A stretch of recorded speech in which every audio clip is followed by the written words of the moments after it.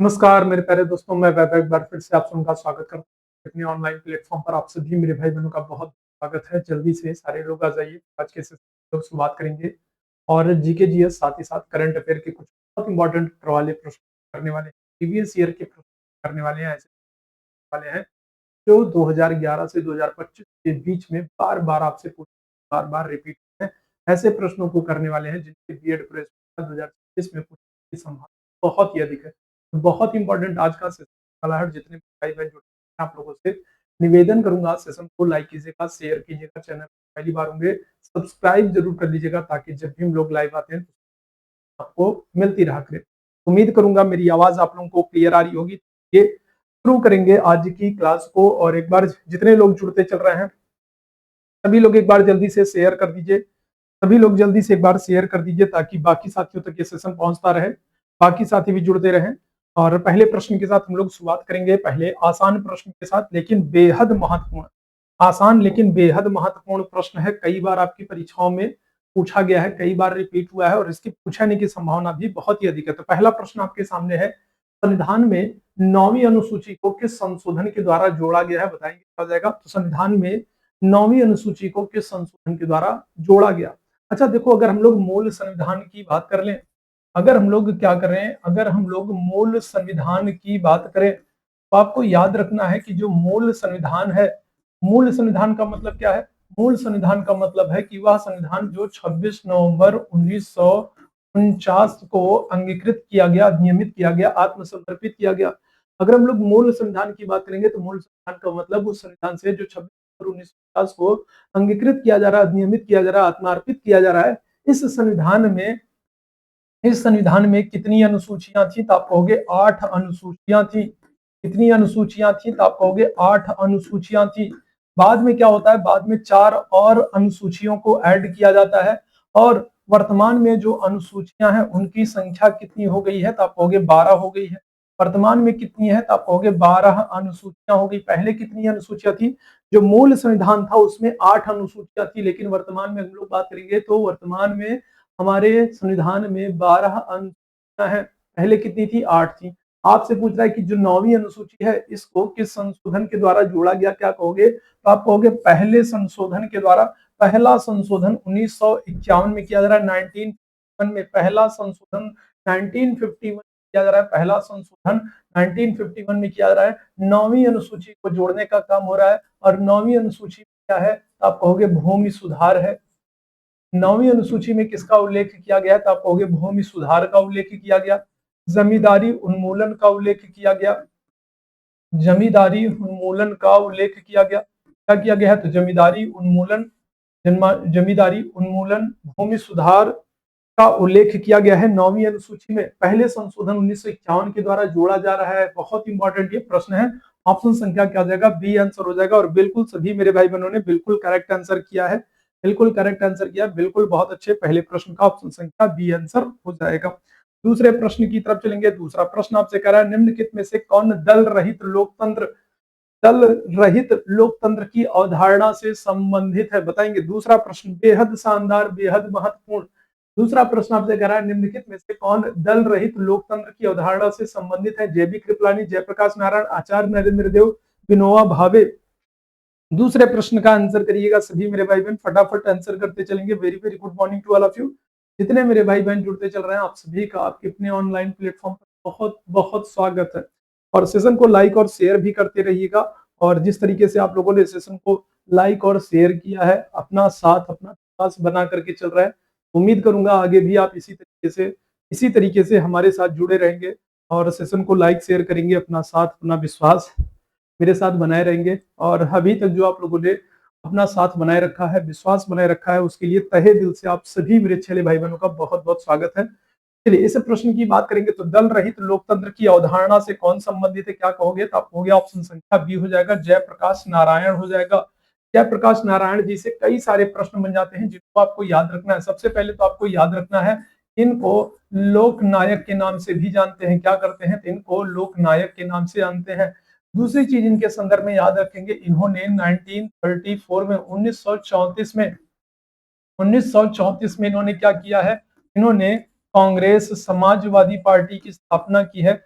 Congress socialist party की स्थापना की है। इन्होंने क्या किया है? इन्होंने कांग्रेस सोशलिस्ट पार्टी की स्थापना की है, कांग्रेस समाजवादी पार्टी की स्थापना की है। तीसरी चीज आप ध्यान रखेंगे, 1942 में क्विट इंडिया मूवमेंट, भारत छोड़ो आंदोलन के दौरान इनको हजारीबाग जेल में बंद किया गया था। ठीक है, कहां पर? तो हजारीबाग जेल में, हजारीबाग जेल में ये बंद थे 1942 में। क्विट इंडिया मूवमेंट के दौरान, भारत छोड़ो आंदोलन के दौरान इनको हजारीबाग जेल में बंद किया गया था और ये जेल से भाग जाते हैं, जेल से भागने में सफल होते हैं और भाग करके कहां पर? और भाग करके नेपाल में जाते हैं और नेपाल में क्या करेंगे? आजाद दस्ता का निर्माण करेंगे। नेपाल में क्या करेंगे? तो नेपाल में आजाद दस्ता का निर्माण करेंगे। क्या करेंगे? अंग्रेजों का विरोध करने के लिए, भारत की स्वतंत्रता के लिए संघर्ष करने के लिए क्या करेंगे? आजाद दस्ता का निर्माण करते हैं। 1942 में हजारीबाग जेल में बंद थे। 1934 में Congress socialist party, Congress Samajwadi party की स्थापना करेंगे और लोकनायक के नाम से जाना जाता है और ये दल रहित लोकतंत्र की अवधारणा से संबंधित है। तो जयप्रकाश नारायण जी बहुत इंपॉर्टेंट है। ऑप्शन संख्या क्या हो जाएगा? बी आंसर हो जाएगा, स्पेशली यूपी और बिहार वालों के संदर्भ में, क्योंकि ज्यादातर जो इनका काम रहा है वो यूपी और बिहार में ही रहा है। तो यूपी और बिहार की परीक्षाओं के लिए तो मोस्ट इंपॉर्टेंट हो जाते हैं। ठीक है, आगे आ जाएंगे, अगले प्रश्न की तरफ चलेगा। अगले प्रश्न की तरफ, तीसरे प्रश्न का आंसर करेंगे, केंद्रीय सतर्कता आयोग किसकी संस्तुति पर गठित किया गया? बताएंगे क्या जाएगा? केंद्रीय सतर्कता आयोग को किस समिति की सिफारिश पर गठित किया गया है? क्या हो जाएगा? इस प्रश्न का आंसर करिएगा, बहुत ही शानदार सा है। पहला प्रशासनिक सुधार आयोग है, गोरखाला समिति है, कृपलानी समिति है या फिर संथानम समिति है? तो तीसरे प्रश्न का आंसर करेंगे क्या हो जाएगा? तीसरे प्रश्न का आंसर करेंगे क्या हो जाएगा? केंद्रीय सतर्कता आयुक्त की नियुक्ति किस समिति की सिफारिश पर की गई है? Very very good morning to all of you. जितने भाई बहन बाद में जुड़ते चल रहे हैं, जितने लोग बाद में जुड़ते चल रहे हैं, सभी का बहुत बहुत स्वागत है। और हाँ, बिल्कुल सभी मेरे भाई बहनों को एक बार सेशन को लाइक और शेयर कर देना है ताकि बाकी साथियों तक तो ये सेशन पहुंच सके और आपकी तरह बाकी आपके जो साथी हैं वो भी वो भी इस सेशन के साथ, इस चैनल के साथ अवगत हो सके, इस चैनल के साथ, इस सेशन के साथ जुड़ सके, उनके लिए भी हेल्पफुल हो सके। उसके लिए ये महत्वपूर्ण हो जाता है कि आप सेशन को लाइक और शेयर करते रहिए और ये आपकी नैतिक जिम्मेदारी भी है ना? ये आपका नैतिक उत्तरदायित्व भी है कि आपको ऐसा करना चाहिए। ठीक है, बाकी वो तो आपकी इच्छा पर है। क्या हो जाएगा? क्या आंसर करेंगे? तो आप कहोगे संथानम समिति हो जाएगी। क्या हो जाएगा? तो ऑप्शन संख्या डी आंसर करेंगे, संथानम समिति हो जाएगी। क्या हो जाएगा? संथानम समिति। ये समिति कब आ रही है? क्या कहोगे? तो आप कहोगे 1964 में संथानम समिति कब आ रही है? 1964 में आ रही है और इसी समिति की सिफारिश पर भारत में क्या होगा? केंद्रीय सतर्कता आयोग की नियुक्ति की जाएगी। तो ऑप्शन संख्या क्या आ जाएगा? तो डी आंसर बिल्कुल करेक्ट हो जाएगा। डी ऑप्शन बिल्कुल करेक्ट हो जाएगा। जितने लोग ऑप्शन संख्या डी आंसर कर रहे हैं बिल्कुल एकदम करेक्ट हो जाएंगे। आगे आ जाएंगे, अगले प्रश्न पर चलते हैं। अगले प्रश्न का आंसर करेंगे, बेहद शानदार वाला प्रश्न है, बहुत ही शानदार वाला प्रश्न है, बहुत महत्वपूर्ण वाला प्रश्न है। आज के सेशन में जितने प्रश्न मैंने रखे हैं ना, सारे के सारे मोस्ट इंपॉर्टेंट है, वेरी वेरी इंपॉर्टेंट है। आपको ध्यान रखना है, यूपी बिहार वाले और अन्य राज्य वाले जो है सबको ध्यान रखना है, सभी के लिए विशेष रूप से महत्वपूर्ण है। निम्नलिखित अधिनिर्णयों में से किस एक में यह घोषणा की गई है कि भारत के संविधान के भाग 3 के किसी भी उपबंध में संशोधन करने की कोई शक्ति संसद को नहीं है? बताएंगे कौन सा वाद है, कौन सा वाद है जिसमें जिसमें सुप्रीम कोर्ट, सर्वोच्च न्यायालय कह रही है कि भाग 3 मूल अधिकारों में संशोधन करने का अधिकार संसद को नहीं दिया गया? बताएंगे क्या हो जाएगा? तो कौन सा वाद है? चलिए जल्दी से सारे मेरे भाई आंसर करेंगे। तो कौन सा वाद है, कौन सा मामला है जिसमें, कौन सा वाद है, कौन सा मामला है, कौन सा केस है जिसमें सुप्रीम कोर्ट कह रही है कि भाग 3 मूल अधिकारों में संशोधन करने का, फेरबदल करने का, कोई बदलाव करने का अधिकार संसद को प्राप्त नहीं है। संसद भाग 3 में मूल अधिकारों में किसी तरीके का संशोधन नहीं कर सकती है। किस वाद में कहा गया है? केशवानंद भारती बनाम स्टेट ऑफ केरल, केरल राज्यवाद, गोलकनाथ बनाम स्टेट ऑफ पंजाब, चंपकम देवराई राजन बनाम state of Madras, Minerva mills limited बनाम भारत सरकार। क्या हो जाएगा? बताएंगे। बहुत शानदार सा ये प्रश्न है, बहुत शानदार सा ये प्रश्न है। चौथे प्रश्न की बात करेंगे, क्या हो जाएगा? क्या आंसर करोगे? तो आप कहोगे गोलकनाथ बनाम पंजाब राज्यवाद, है ना? क्या हो जाएगा? गोलकनाथ बनाम स्टेट ऑफ पंजाब, है ना? गोलकनाथ बनाम पंजाब राज्यवाद। और ये कब आ रहा है? कब ये मामला आ रहा है, तो आप कहेंगे 1967 में। कब आ रहा है, आप कहेंगे 1967 में, 1967 में गोलकनाथ बनाम पंजाब राज्यवाद आ रहा है। और इसमें इसमें सर्वोच्च न्यायालय कह रहा है कि संसद को भाग 3 में संशोधन करने का अधिकार नहीं है। पहली बात कि संसद को भाग 3 में मूल अधिकारों में संशोधन करने का अधिकार नहीं है। कहां पर कहा गया, गोलकनाथ बनाम पंजाब राज्यवाद। अच्छा, अगर आपसे पूछ ले कि संसद को संविधान के किसी भी भाग में संशोधन करने का अधिकार है मूलभूत ढांचों को छोड़कर, तब क्या कहोगे, तो किसी भी भाग में संशोधन करने का जो अधिकार है ये किसमें, ये केशवानंद भारती बनाम केरल राज्यवाद में कहा गया है 1973 में। ध्यान रखेंगे, संसद संविधान के किसी भी भाग में संशोधन कर सकती है, किसी भी भाग में संशोधन, प्रस्तावना भी कर सकती है, अधिकार में कर सकती है, निदेशक तत्व में कर सकती है, कहीं पर भी संसद संविधान के किसी भी भाग में संशोधन कर सकती है, लेकिन मूलभूत ढांचों को छोड़कर। ये बात कहां पर कही गई है, ये बात कही गई है कहां पर, तो केशवानंद भारती बनाम केरल राज्यवाद में। ये दोनों याद रखिएगा, ये दोनों आपको याद रखना है, 1973 केशवानंद भारती बनाम केरल राज्यवाद और 1967 गोलकनाथ बनाम पंजाब राज्यवाद। गोलकनाथ पंजाब राज्यवाद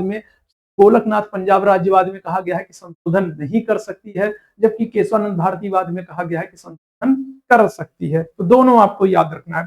चलिए आगे आ जाएंगे अगले प्रश्न की तरफ। अगले प्रश्न का, नेहरू रिपोर्ट की अनुशंसा में शामिल नहीं, बताएंगे नेहरू रिपोर्ट कब आई है, आप कहोगे नेहरू रिपोर्ट जो है ये 1928 में आ रही है। कब आ रही है, 1928 में ये नेहरू रिपोर्ट आ रही है। और ये नेहरू रिपोर्ट किससे संबंधित है, आप कहोगे मोतीलाल नेहरू से संबंधित है। मोतीलाल नेहरू से संबंधित है। नेहरू रिपोर्ट जो है ये मोतीलाल नेहरू से संबंधित है। और इस नेहरू रिपोर्ट में किसकी अनुशंसा, किसकी सिफारिश नहीं की गई थी, ये आपको बताना है। बताएंगे क्या जाएगा, चलिए जल्दी से बताएंगे क्या जाएगा। तो 1928 में नेहरू रिपोर्ट आ रही है, और नेहरू रिपोर्ट जो है ना, जो नेहरू रिपोर्ट है, नेहरू रिपोर्ट में किसकी अनुशंसा, किसकी सिफारिश नहीं की गई है, डोमिनियन स्टेट की, पृथक निर्वाचक मंडल की, एकात्मक तथा लोकतंत्रीय केंद्र की, वयस्क मताधिकार की। तो किसकी नहीं की गई है, नहीं आपसे पूछ रहा है, इस बात को ध्यान रखिएगा, किसकी अनुशंसा नहीं की गई है, किसकी सिफारिश नहीं की गई है, आपसे पूछा जा रहा है नेहरू रिपोर्ट में किसकी सिफारिश नहीं की गई है, क्या कहोगे, तो आप कहोगे पृथक निर्वाचक मंडल की सिफारिश नहीं की गई है। क्या हो जाएगा, पृथक निर्वाचक मंडल की सिफारिश नहीं की गई। भाई क्या हो जाएगा, क्या कहोगे, तो आप कहोगे पृथक निर्वाचक मंडल की सिफारिश नहीं की गई है। ऑप्शन संख्या क्या हो जाएगा, बी आंसर हो जाएगा। पृथक निर्वाचक मंडल की सिफारिश नेहरू रिपोर्ट में नहीं की गई थी, ऑप्शन संख्या बी यहाँ पर बिल्कुल करेक्ट हो। ठीक है, बाकी चीजों की सिफारिश की गई थी, डोमिनियन स्टेट का दर्जा दिया जाए, एकात्मक और लोकतंत्रीय केंद्र हो, वयस्क मताधिकार हो, तो इन सारी चीजों की मांग की गई थी।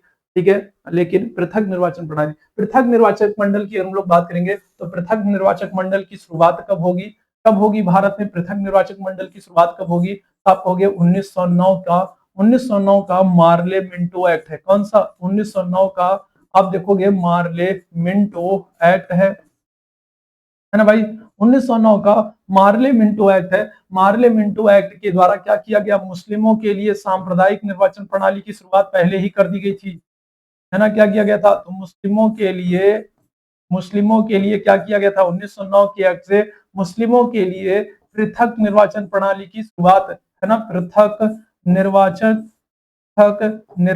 प्रणाली की शुरुआत तो पहले ही कर दी गई थी। पृथक निर्वाचन प्रणाली की शुरुआत 1909 के मार्ले मिंटो एक्ट से क्या किया गया था, पृथक निर्वाचन प्रणाली की शुरुआत तो पहले ही कर दी गई थी, ये ध्यान रखिएगा।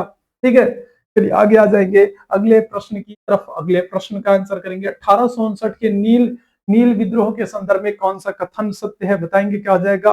1859 1857 की क्रांति के बाद जो पहला किसान आंदोलन होगा वो कौन है, आप कहोगे नील विद्रोह। 1857 की क्रांति के बाद, है ना, 1857 की क्रांति के बाद, 1857 की क्रांति के बाद पहला किसान आंदोलन कौन सा था, क्या कहोगे, तो पहला जो किसान आंदोलन है वो कौन सा है, आप क्या कहोगे, तो आप कहोगे नील सत्याग्रह है। क्या है, तो अगर आपसे पूछा जाए 1857 की क्रांति के बाद पहला पहला किसान आंदोलन कौन सा है? तो आप क्या कहोगे? तो आप कहोगे नील सत्याग्रह है। कब हो रहा है नील सत्याग्रह? तो नील सत्याग्रह 1859 में, 1859 में ये नील सत्याग्रह हो रहा है, नील आंदोलन हो रहा है। और इसके संदर्भ में कौन सा कथन सत्य नहीं है? यह पूना और अहमदनगर में, अच्छा कौन सा कथन सत्य है बताना, सॉरी माफ कीजिएगा, कौन सा कथन सत्य है ये आपको बताना है।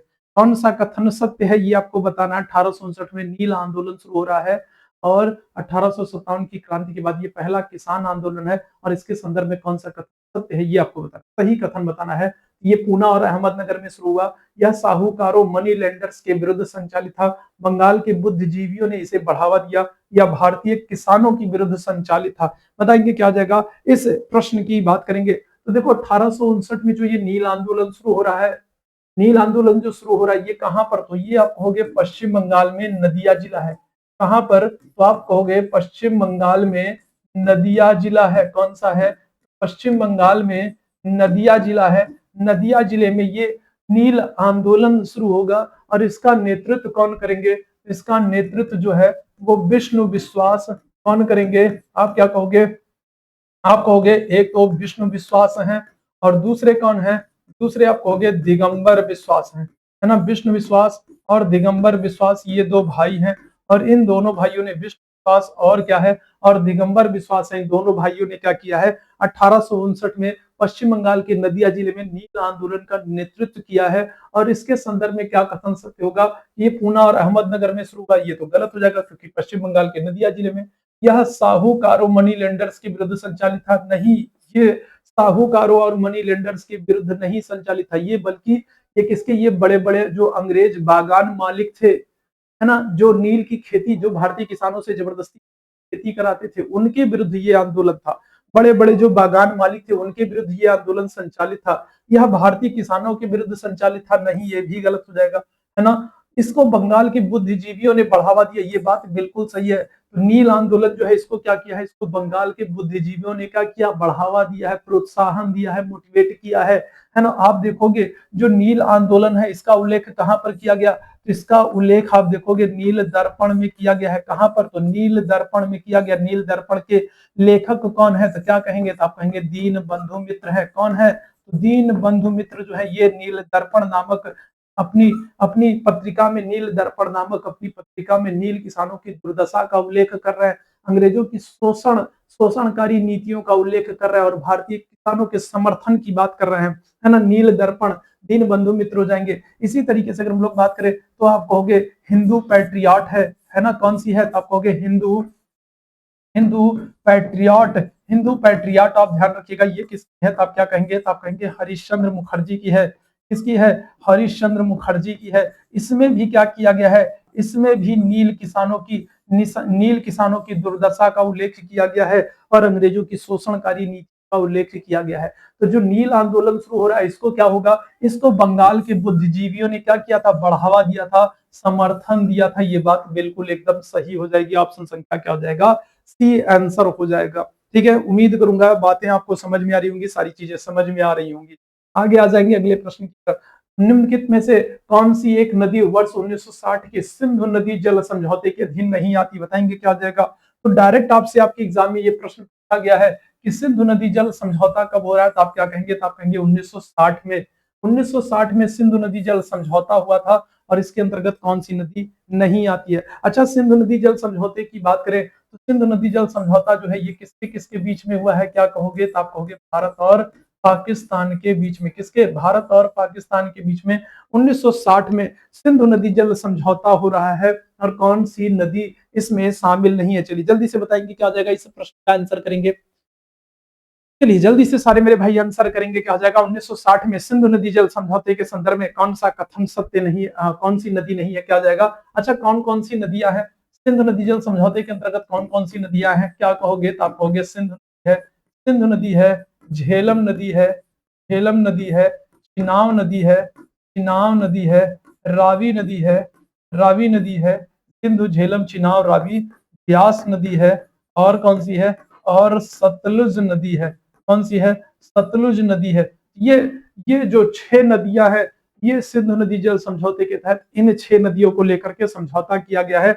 इसमें तिस्ता नदी नहीं है, याद रखेंगे। कौन सी? तिस्ता नदी नहीं है। ऑप्शन संख्या क्या आ जाएगा? तो सी आंसर हो जाएगा। क्या हो जाएगा भाई? सी आंसर हो जाएगा। बिल्कुल, बहुत अच्छे, शानदार, जानदार। क्या हो जाएगा? ऑप्शन संख्या सी हो जाएगा। तिस्ता नदी नहीं है।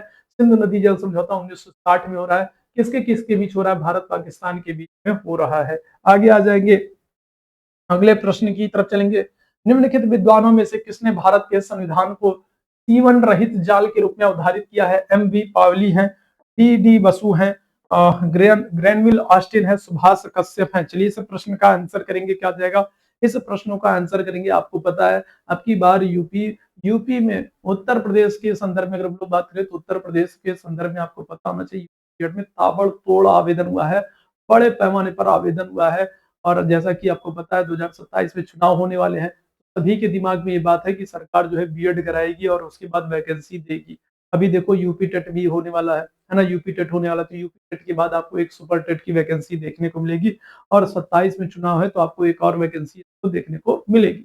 तो सभी के दिमाग में है, तो सभी ने अब की बार जबरदस्त तरीके से है ना यूपी बीएड के लिए आवेदन किया है और निश्चित रूप से कंपटीशन जो है वो अच्छा रहने वाला है, बढ़िया रहने वाला है। तो आपको भी क्या करना है? अगला जो एक महीना है, एक माह जो है, अगले जो 30 आपको बहुत शानदार वाली, जानदार वाली तैयारी करनी है। सब छोड़ छाड़ के एकदम बस लग जाना है ना भाई? क्या हो जाएगा? इस प्रश्न की बात करेंगे। क्या हो जाएगा? तो आपको हो गया ऑप्शन संख्या सी हो जाएगा, ग्रैनविल ऑस्टिन हो जाएगा। और याद रखेंगे इनके संदर्भ में और एक बात याद रखेंगे, इन्होंने भारतीय संविधान को क्या किया है? इन्होंने भारतीय संविधान को सहकारी संघवाद भी कहा है। इन्होंने भारतीय संविधान को क्या किया है? तो सहकारी सहकारी संघवाद भी कहा है। इन्होंने भारतीय संविधान को सहकारी संघवाद भी कहा है। ध्यान रखिएगा, ऑप्शन संख्या क्या आ जाएगा? तो सी आंसर हो जाएगा। क्या हो जाएगा? तो सी आंसर हो जाएगा। अच्छा, एक बात और ध्यान रखिएगा, जितने भी यूपी या फिर बिहार वाले जितने भाई बहन, अगर अभी तक आप लोगों ने प्रैक्टिस सेट नहीं लिया है, अगर अभी तक आप लोगों ने अपनी बीएड प्रवेश परीक्षा के संदर्भ में आपने किसी प्रैक्टिस सेट को नहीं लिया है, तो आपसे यही कहूंगा कि एक प्रैक्टिस सेट ले लीजिए। कोई भी आप एक प्रैक्टिस सेट ले लीजिए और डेली कोशिश कीजिए कि कम से कम एक प्रैक्टिस सेट जरूर सॉल्व कीजिए। अगर आपको प्रैक्टिस सेट लेना है तो मेरे डिस्क्रिप्शन में आपको बिहार बीएड और यूपी बीएड के संदर्भ में जो सबसे शानदार वाली किताबें हैं, तो उनकी लिंक आपको मिल जाएगी और वहां से आप उन बुक को परचेज कर सकते हैं, है ना? तो आपको डिस्क्रिप्शन में यूपी बीएड और बिहार बीएड के संदर्भ में जो सबसे शानदार वाली किताबें हैं, तो वो आपको मिल जाएंगे डिस्क्रिप्शन में। वहां से आप जाकर के परचेज कर सकते हैं और कोशिश कीजिए कि डेली कम से कम एक प्रैक्टिस सेट आपको सॉल्व करना है। ठीक है, चलिए यहाँ पर आपको कुछ कथन दिए गए हैं, उन कथनों के आधार पर आपको कुछ कोट दिए गए हैं और आपको क्या करना है? आपको सही उत्तर की पहचान करना है। क्या करना है? तो आपको तीन ऑप्शन दिए गए हैं, तीन कथन दिए गए हैं, उनके आधार पर आपको 4 विकल्प दिए गए हैं और आपको सही उत्तर की पहचान करनी है, इस प्रश्न का आंसर करना है। ठीक है, तो बताइएगा क्या हो जाएगा? जैसा कि आपको पता है यूपी बिहार में इसमें है ना अच्छी खासे वाला मौसम खराब है ना?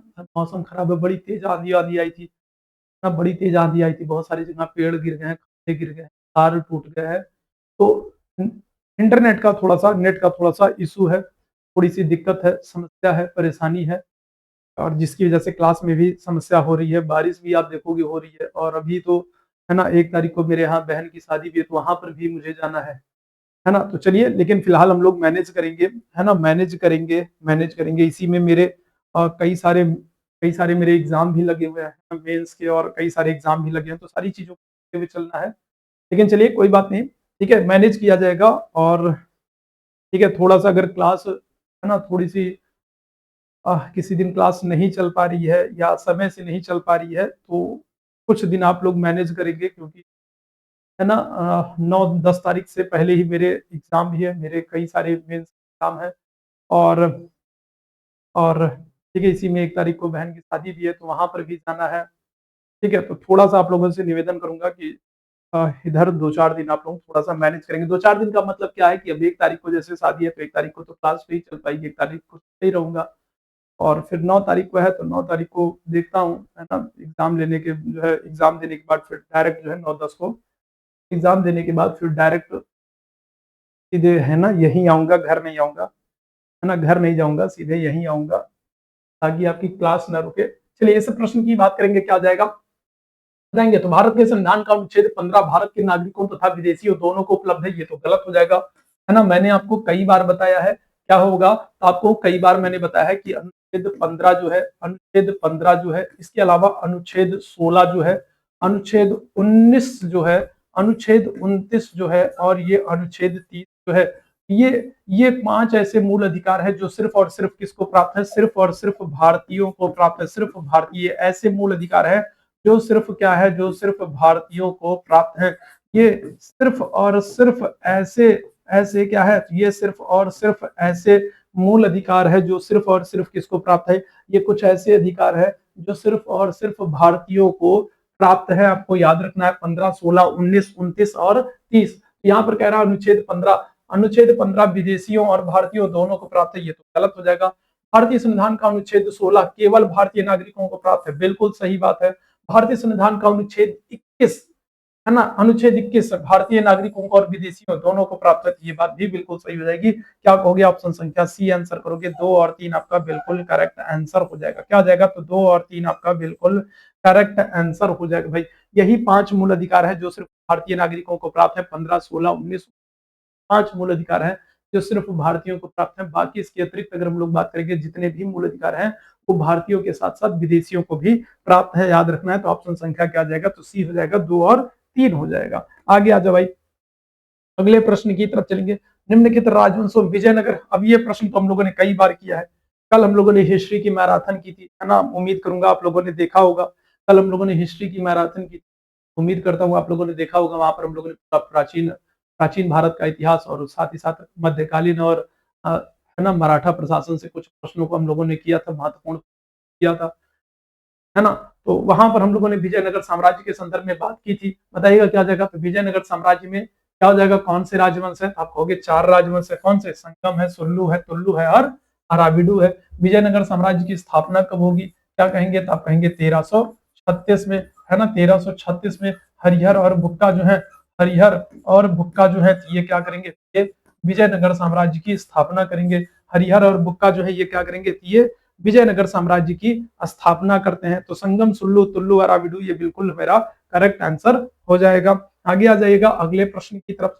निम्नलिखित में से किसके द्वारा भारत के लिए सेक्रेटरी ऑफ स्टेट का पद, बताएंगे क्या हो जाएगा, तो सेक्रेटरी ऑफ स्टेट का पद बताएंगे। तो निम्नलिखित में से किसके द्वारा भारत के लिए सेक्रेटरी ऑफ स्टेट का पद सृजित किया गया है। चलिए जल्दी से इस प्रश्न का आंसर करेंगे, क्या हो जाएगा, तो भारत के लिए सेक्रेटरी ऑफ स्टेट का पद किस एक्ट के द्वारा, the council of act of the council act 1861, Bharat सरकार अधिनियम 1858, मार्ले मिंटो सुधार 1909, मॉन्टेग्यू चेम्सफोर्ड सुधार 1919, क्या हो जाएगा, तो सेक्रेटरी ऑफ स्टेट, या फिर इसी को आप और क्या कह सकते हो, इसी को आप कह सकते हो भारत सचिव, है ना, इसी को आप क्या कर सकते हो, इसी को आप कह सकते हो भारत सचिव, या फिर इसी के संदर्भ में आप कह सकते हैं कि भारत परिषद, है ना, भारत परिषद, भारत सचिव, सेक्रेटरी ऑफ स्टेट का गठन जो है ये किस एक्ट से किया गया है, तो आप क्या कहेंगे, तो आप कहेंगे 1858 का भारत सरकार अधिनियम 1858 के द्वारा, क्या हो जाएगा, तो भारत सरकार अधिनियम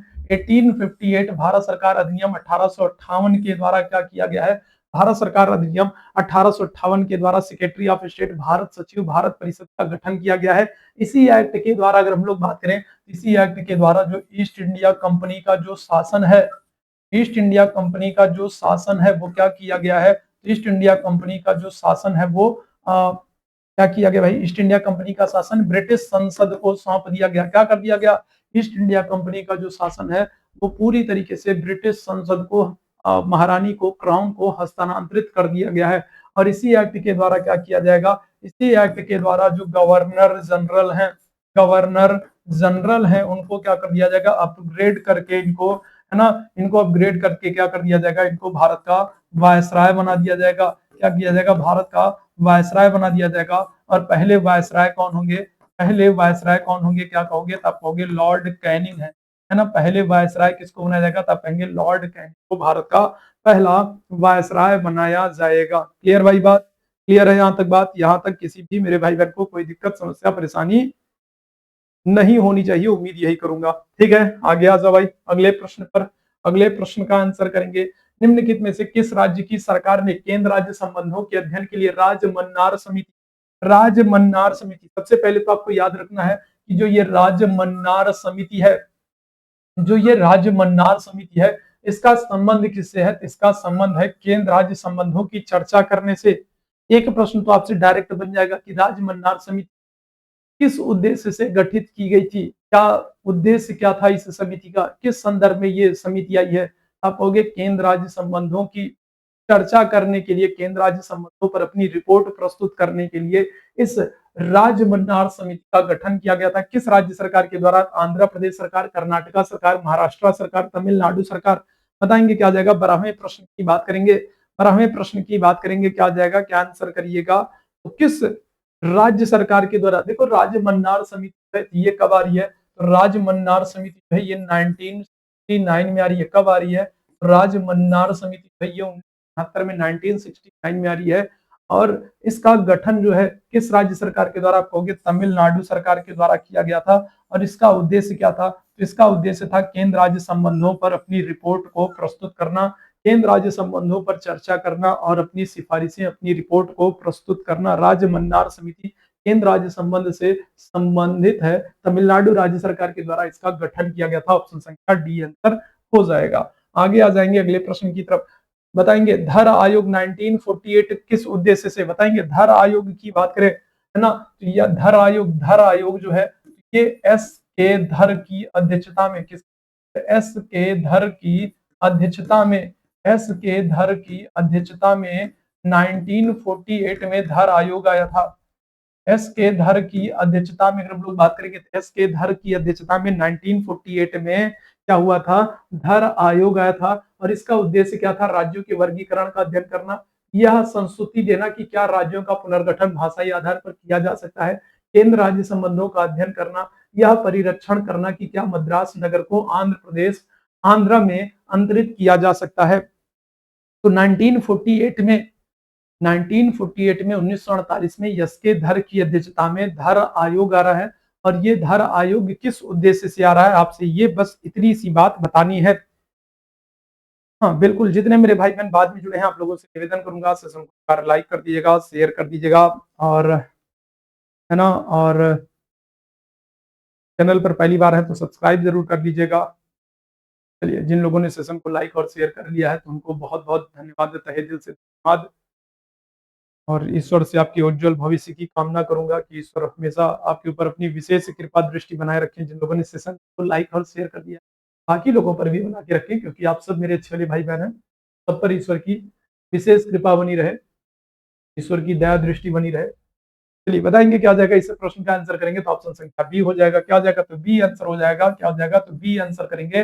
1948 में, है ना, जैसे ही भारत पाकिस्तान विभाजन होगा तो विभिन्न राज्यों के द्वारा क्या होगा? भाषा के आधार पर अपने अपने गठन की मांग की जाएगी। जैसे आंध्र प्रदेश भाषा के आधार पर अपना मांग करने लगा, उधर और महाराष्ट्र और गुजरात वाले भाषा के आधार पर अलग मांग करने लगे, इधर पंजाब हरियाणा वाले अलग मांग करने लगे, पूर्वोत्तर के राज्य जो है वो अलग अलग मांग करने लगे। बहुत सारे राज्य है जो भाषा के आधार पर अपने अलग राज्य की मांग करने लगे। तो ऐसे में सरकार ने क्या किया? 1948 में, 1948 में एस के धर की अध्यक्षता में धर आयोग का गठन किया गया, जिसका उद्देश्य था ये बताना कि क्या भाषा के आधार पर राज्यों का पुनर्गठन करना सही होगा या नहीं होगा, किया जाए या न किया जाए। 1948 में धर आयोग की अध्यक्षता में क्या होगा? धर आयोग की अध्यक्षता में ये गठन किया जाएगा, धर आयोग का गठन किया जाएगा। और इस धर आयोग ने कहा था कि भाषा के आधार पर राज्यों का पुनर्गठन नहीं किया जाना चाहिए। क्या होगा? एस के धर ने क्या किया था? एस के धर की अध्यक्षता में जो धर आयोग आया था, इसने कहा था कि भाषा के आधार पर राज्यों का पुनर्गठन नहीं होना चाहिए। इसके बाद तो बवाल और बढ़ जाएगा, बड़े पैमाने पर हिंसा भड़क जाएगी। आंध्र प्रदेश में अगर बात करें तो श्री राम पोर्टलू जो है भूख हड़ताल पर बैठ जाएंगे, और लगभग 52 दिन की भूख हड़ताल के बाद उनकी मृत्यु हो जाएगी। और जब उनकी मृत्यु हो जाएगी तब तो स्थिति और भी खतरनाक हो जाएगी। और फिर सरकार को मजबूरन घोषणा करना पड़ेगा कि चलो भाई, आंध्र प्रदेश को भाषा के आधार पर एक अलग राज्य हम बना रहे हैं। जब श्री राम पोर्टलू की 52 दिन की भूख हड़ताल के बाद मृत्यु हो जाती है तो सरकार के पास मजबूरी आ जाती है, बड़े पैमाने पर हिंसा भड़कती है, और सरकार को मजबूरन कहना पड़ता है कि ठीक भाई, आंध्र प्रदेश को हम भाषा के आधार पर गठित कर रहे हैं। और जैसे ही भाषा के आधार पर आंध्र प्रदेश को गठित किया जाता है, जैसे ही आंध्र प्रदेश से शुरुआत होगी, इसके बाद तो फिर बाकी राज्यों में ना बवाल शुरू हो जाएगा कि जब आंध्र प्रदेश को गठित किया जा सकता है तो हमको क्यों नहीं किया जा सकता। 1960 में महाराष्ट्र और गुजरात को अलग कर दिया जाएगा। 1966 में पंजाब और हरियाणा को अलग कर दिया जाएगा। आगे इस तरीके से बहुत सारे राज्य हैं जो भाषा के आधार पर गठित होंगे। आगे आ जाइए, अगले प्रश्न की तरफ चलेंगे। अगले प्रश्न का, निम्नलिखित इमारतों में से किस एक में पहली मौजूद सही मेहराब बताएंगे। तो भारत में अगर हम लोग बात करें तो भारत में पहली, वास्तविकता में पहली जो सही मेहराब है वो आपको कहां पर देखने को मिलती है। तो अगर हम लोग भारत में बात करें तो भारत में पहली जो वास्तविकता में जो सही मेहराब थी वो आपको किस मेहराब जो है ये मुस्लिमों के साथ भारत आएगी।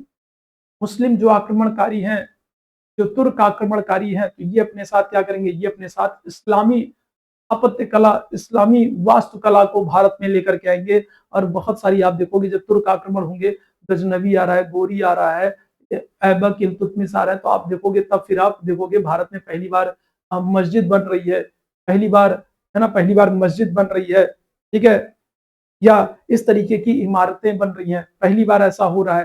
तो उन्हीं मस्जिदों में या फिर इन तरीके के जो इमारतें हैं, मुस्लिम जो स्थापत्य है, उसी में आपको मेहराब मेहराब देखने को मिलेगा। और पहला जो वास्तविक मेहराब है वो आपको कहां पर देखने को मिलेगा, क्या कहोगे, तो आप कहोगे सुल्तान बलबन के मकबरे में, है ना। कहां पर, तो सुल्तान बलबन के मकबरे में आपको पहला वास्तविक सही मेहराब देखने को मिलेगा। ऑप्शन संख्या क्या आ जाएगा, तो सी आंसर हो जाएगा। बलबन के संदर्भ में आपको याद रखना है, बलबन जो है ये सिजदा और पैबोस, है ना, सिजदा और पैबोस। सिजदा का अर्थ क्या होता है भाई, सिजदा का अर्थ होता है सिर झुका करके सलामी करना भैया, है ना, सलामी करना। और पैबोस का मतलब क्या होता है, सुल्तान के पैर चूमना। सिजदा और पैबोस की शुरुआत कर रहा है। इसके अलावा फारसी फारसी नौरोज, नौ वर्ष, फारसी जो नौ वर्ष होता है उन्हें नौरोज त्योहार के रूप में मनाते हैं। तो फारसी नौरोज त्योहारों की शुरुआत करवा रहा है। इसके अलावा रक्त एवं लौह की नीति लागू कर रहा है। क्या कर रहा है, रक्त एवं लौह की नीति को लागू कर रहा है, रक्त एवं लौह की नीति को लागू कर रहा है। और क्या करेगा, और तुर्कान ए चहलगानी जो 40 तुर्क सरदारों का एक दल है, तुर्कान ए चहलगानी जो 40 तुर्क सरदारों का एक दल है, उसका अंत करने का काम भी कौन कर रहा है, तो आप कहोगे बलबन कर रहा है। बहुत इंपॉर्टेंट है, याद रखेंगे, ऑप्शन संख्या सी हो जाएगा। आगे आ जाइएगा अगले प्रश्न की तरफ। अर्थव्यवस्था के निम्नलिखित में से किन क्षेत्रकों के अंतर्गत कृषि और सेवा, तो बताएंगे कृषि कृषि और सेवा जो है ये अर्थव्यवस्था के किस क्षेत्र में आता है। बहुत इंपॉर्टेंट है, वेरी वेरी इंपॉर्टेंट क्वेश्चन, बताएंगे क्या जाएगा। तो अर्थव्यवस्था के किस क्षेत्र में कृषि कृषि और सेवा अर्थव्यवस्था के किस क्षेत्र में आता है, क्रमशः प्राथमिक और तृतीयक, प्राथमिक और द्वितीयक, तृतीयक और द्वितीयक, द्वितीयक और चतुर्थक। क्या हो जाएगा, इस प्रश्न का आंसर करेंगे सारे मेरे भाई बहन, क्या हो जाएगा, तो अर्थव्यवस्था के किन क्षेत्रों के अंतर्गत। तो कृषि की बात करेंगे तो कृषि तो प्राथमिक क्षेत्र में आता है, कृषि तो प्राथमिक क्षेत्र में आता है। और सेवा अगर हम लोग बात करेंगे तो सेवा जो है ये तृतीयक क्षेत्र में आता है। ऑप्शन संख्या क्या आ जाएगा, ए आंसर हो जाएगा। और जो ये तृतीयक क्षेत्र है, जो ये तृतीयक क्षेत्र है, जो ये तृतीयक क्षेत्र है, या फिर कहे जो ये सेवा क्षेत्र है, तृतीयक क्षेत्र को सेवा क्षेत्र के नाम से भी जाना जाता है, तृतीय क्षेत्र को सेवा क्षेत्र के नाम से भी जाना जाता है। और भारत की जीडीपी में इनका सबसे बड़ा योगदान है। भारत की जीडीपी में भारत की जीडीपी में सबसे बड़ा योगदान किसका है, आप कहोगे तृतीय क्षेत्र का या सेवा क्षेत्र का सबसे बड़ा योगदान है भारत की जीडीपी में। आगे आ जाएंगे, अगले प्रश्न की तरफ चलेंगे। नोमैडिक एलिफेंट अभ्यास किन देशों के बीच होता है, नोमैडिक एलिफेंट अभ्यास किन देशों के बीच में होता है, ये प्रश्न आपसे पूछा जा रहा है। नोमैडिक एलिफेंट अभ्यास भारत और किस देश के बीच में, चीन, मंगोलिया, वियतनाम, भूटान। क्या हो जाएगा, बताएंगे नोमैडिक एलिफेंट अभ्यास भारत और किस देश के बीच में होता है, ये प्रश्न आपसे पूछा जा रहा है। बहुत ही शानदार वाला प्रश्न है। क्या हो जाएगा, देखो भारत और चीन के बीच में तो हैंड इन हैंड अभ्यास होता है। हिंदी चीनी भाई भाई क्या होगा, हैंड इन हैंड अभ्यास जो है ये भारत और चीन के बीच में होता है। नोमैडिक एलिफेंट अभ्यास जो है ये कहां पर, तो ये आपको भारत और मंगोलिया के बीच में देखने को मिलेगा। मंगोलिया मंगोलिया में आपको एशिया का सबसे बड़ा शीत मरुस्थल गोबी मरुस्थल की बात करेंगे तो ये आपको मंगोलिया में देखने को मिलेगा। गोबी मरुस्थल ये आपको मंगोलिया में देखने को मिलेगा। और ये एशिया में सबसे बड़ा शीत मरुस्थल है। गोबी मरुस्थल जो है ये आपको मंगोलिया में देखने को मिलेगा। और ये सबसे बड़ा क्या है, शीत मरुस्थल है, याद रखेंगे। भूटान की बात करेंगे तो भूटान को आपको याद रखना है, इसको क्या करते हैं, तो लैंड ऑफ थंडर बोल्ट कहते हैं। क्या करते हैं, land of thunder thunder volt कहते हैं, क्या करते हैं तो लैंड ऑफ थंडर वोल्ट कहते हैं, ध्यान रखिएगा क्या करते हैं, लैंड ऑफ थंडर वोल्ट कहते हैं, किसको, भूटान को कहते हैं, पूछा गया प्रश्न है।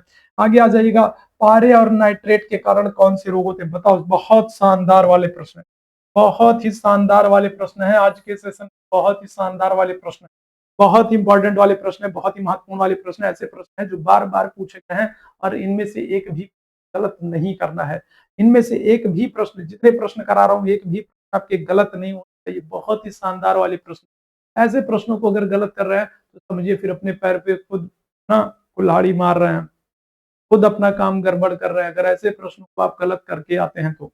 चलिए इस प्रश्न की बात करेंगे, क्या हो जाएगा, चलिए बताएंगे क्या हो जाएगा, तो पारे और नाइट्रेट से संशोधित जल के उपभोग से निम्नलिखित में से, तो पारे की वजह से क्या होता है, क्या कहोगे, तो पारे की वजह से तो मिनी माता होता है, और नाइट्रेट की वजह से क्या होता है, कहोगे ब्लू बेबी सिंड्रोम होता है, ऑप्शन संख्या सी हो जाएगा, पारे की वजह से तो मिनी माता होता है और नाइट्रेट की वजह से क्या होता है, ब्लू बेबी सिंड्रोम होता है, ऑप्शन संख्या क्या आ जाएगा, तो सी आंसर हो जाएगा, पारे की वजह से मिनी माता रोग होता है और नाइट्रेट की वजह से ब्लू बेबी सिंड्रोम होता है। और आपको याद रखना है, पारा एकमात्र धातु है जो क्या होती है, जो आपको प्रकृति में लिक्विड फॉर्म में, द्रव अवस्था में मिलती है, और पारा जो है इसका उपयोग कहां पर, इसका उपयोग थर्मामीटर में तापमापी में किया जाता है, तो ये भी ध्यान रखिएगा, ठीक है। आगे आ जाएंगे अगले प्रश्न की तरफ, 1984 में भोपाल गैस त्रासदी कांड हुआ था और यहाँ पर कौन सी गैस रिसाव हो रहा है, तो एक तो देखो ये आपसे वर्ष पूछा जाता है 1984 में, 1984 में क्या हो रहा है, तो भोपाल गैस त्रासदी कांड हो रहा है।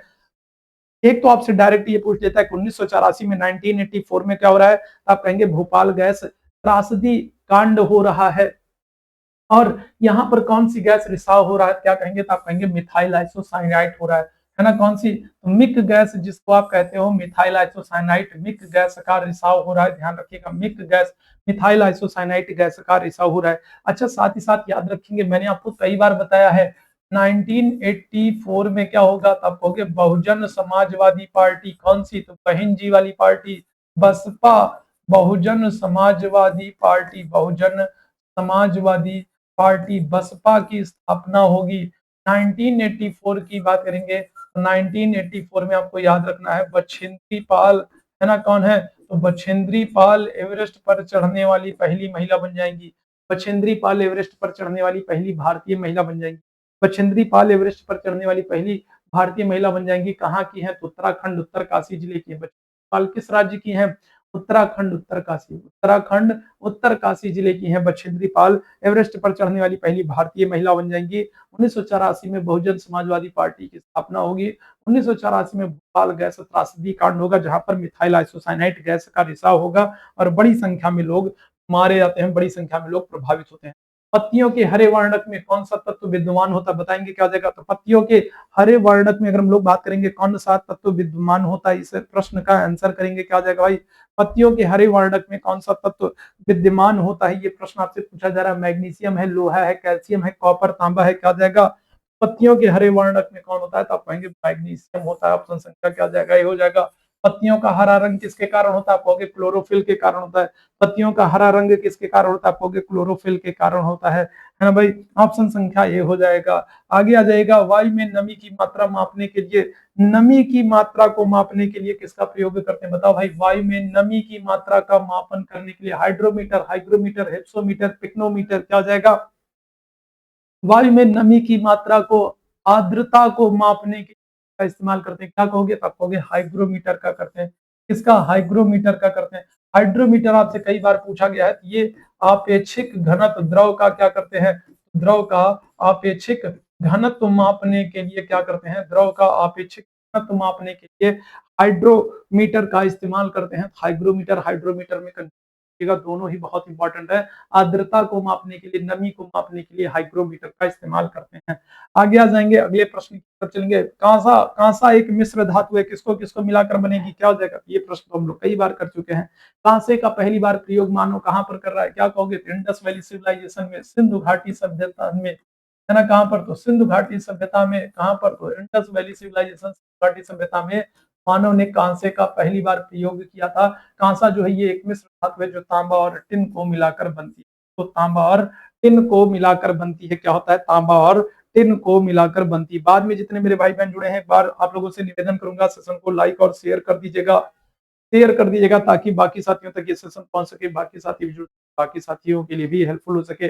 बर्फ की तुलना में द्रव जल अधिक सघन होता है, इसका कारण क्या होता है बताएंगे, क्या हो जाएगा इस प्रश्न का आंसर करेंगे। तो बर्फ की तुलना में अगर हम लोग बात करेंगे तो जल जो है, द्रव जो जल है, लिक्विड फॉर्म में जो जल है वो अधिक सघन होता है। कारण क्या होता है, अधिक पृष्ठ तनाव के कारण, हाइड्रोजन आबंधन के कारण, वांडर वाल बल के कारण, सह संयोजक आबंधन के कारण क्या हो जाएगा।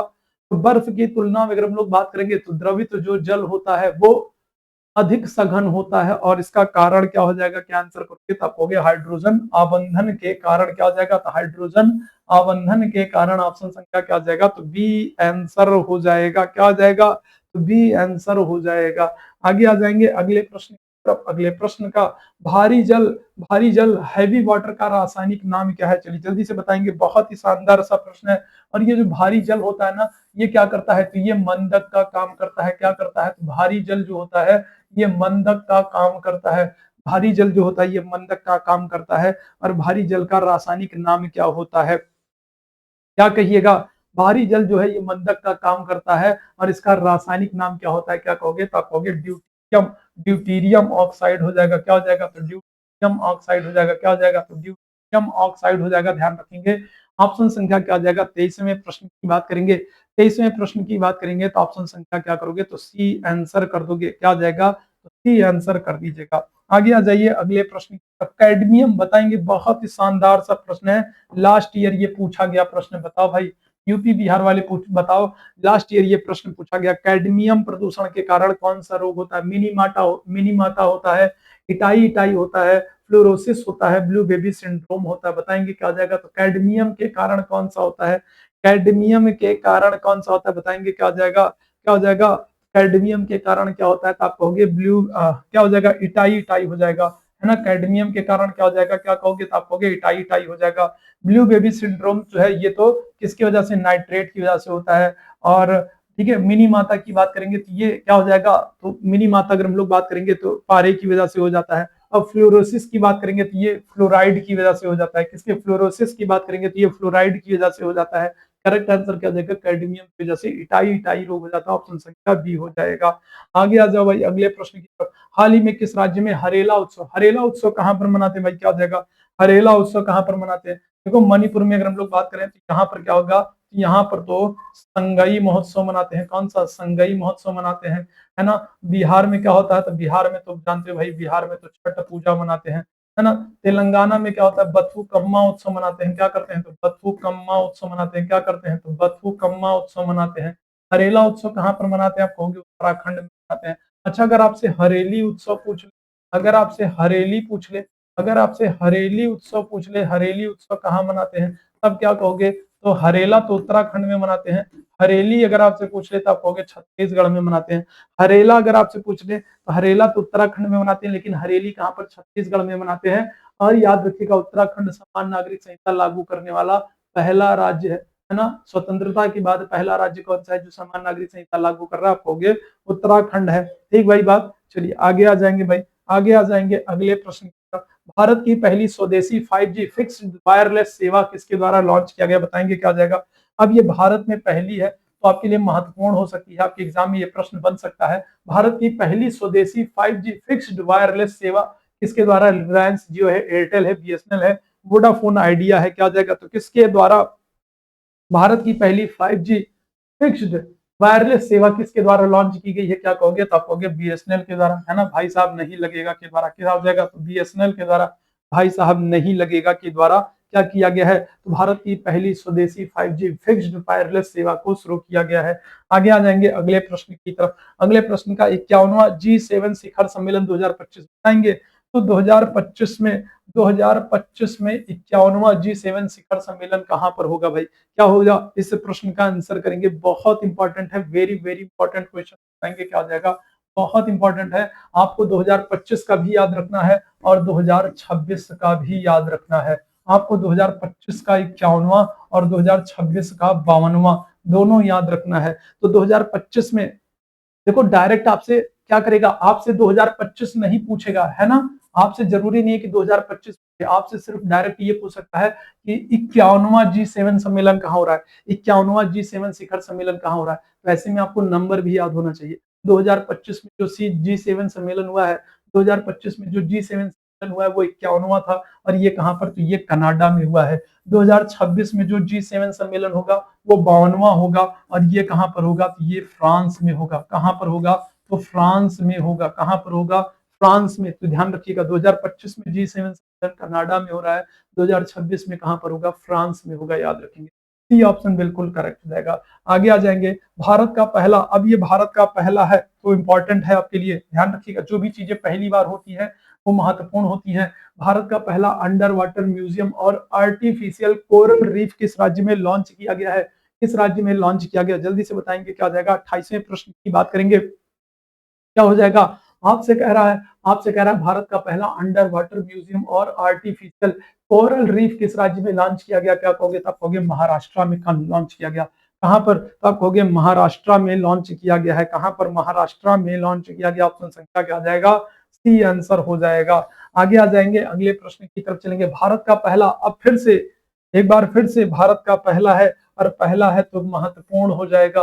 भारत का पहला एकीकृत ई वेस्ट इको पार्क कहां पर, दिल्ली, मुंबई, अहमदाबाद, वाराणसी, बताएंगे। 29वें प्रश्न का आंसर करेंगे भाई, क्या आ जाएगा।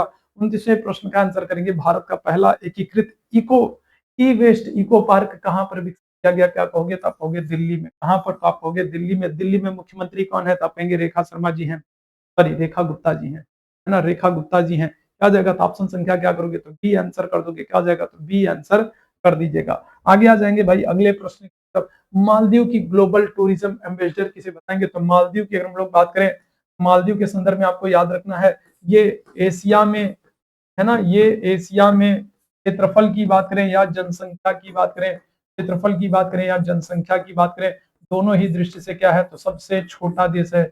एशिया में अगर हम लोग बात करेंगे, क्षेत्रफल की दृष्टि से बात करें या जनसंख्या की दृष्टि से बात करें, दोनों ही दृष्टि से क्या है, तो सबसे छोटा देश है एशिया, एशिया में। और भारत और मालदीव के बीच में कौन कौन सी एक्सरसाइज होती है, क्या कहेंगे, तब कहेंगे इक्वेरियन अभ्यास होता है। भारत और मालदीव के बीच में कौन सा, तब कहेंगे इक्वेरियन अभ्यास होता है, और एक था अभ्यास होता है। इक्वेरियन अभ्यास और एक था अभ्यास जो है, ये दोनों अभ्यास भारत और मालदीव के बीच में होता है। और अभी मालदीव ग्लोबल टूरिज्म की ब्रांड एम्बेसडर किसको बनाया गया है, क्या हो जाएगा, इस प्रश्न का आंसर करेंगे। आप कहोगे किसको, आप कहोगे कैटरीना कैफ को बनाया गया। साथ ही साथ आपको 8 डिग्री चैनल याद रखना है। 8 डिग्री चैनल जो है ये किसके बीच है, आप क्या कहोगे, तो आप कहोगे मालदीव और मिनिकॉय के बीच। 8 डिग्री चैनल किसके बीच है, मालदीव और मिनिकॉय के बीच में 8 डिग्री चैनल आपको देखने को मिलेगा। ऑप्शन संख्या बी हो जाएगा, कैटरीना कैफ को भी मालदीव की ग्लोबल टूरिज्म एम्बेसडर नियुक्त किया गया। बी ऑप्शन बिल्कुल करेक्ट हो जाएगा। आगे आ जाएंगे, किस पूर्व भारतीय कप्तान को भी 2025 में हॉल ऑफ फेम में शामिल किया गया, बताएंगे क्या हो जाएगा।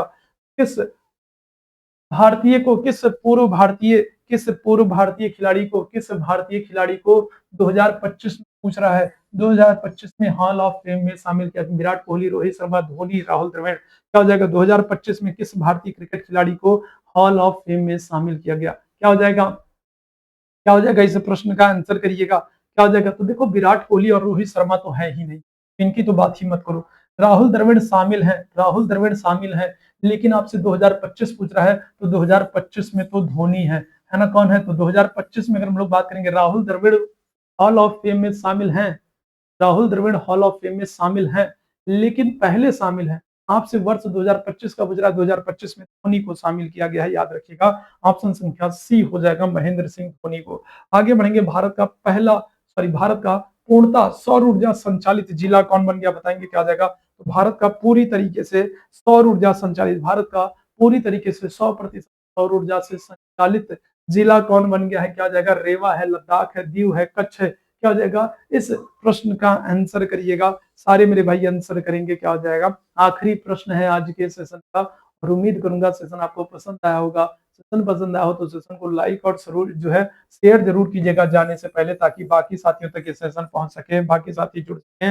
और चैनल को सब्सक्राइब नहीं किया तो सब्सक्राइब कर लीजिए। चैट बॉक्स में आपको टेलीग्राम का लिंक देखने को मिलेगा। साथ ही साथ अगर आप यूपी बिहार से और अभी तक आपने कोई प्रैक्टिस सेट नहीं खरीदा है बीएड प्रवेश परीक्षा हैं, तो आप लोगों के लिए जो सबसे बेहतरीन प्रैक्टिस सेट हो सकते हैं, जिनसे कम समय में आप सबसे बेहतर वाली तैयारी कर सकते हैं, उन प्रैक्टिस सेट को मैंने डिस्क्रिप्शन में लिंक कर रखा है, तो आप वहाँ से जाकर के ऑनलाइन परचेज़ कर सकते हैं, ठीक है? तो अभी के लिए हम लोग बस इतना ही करेंगे। थैंक यू सो मच आप सभी मेरे भाई-बहनों को मेरे साथ जुड़ने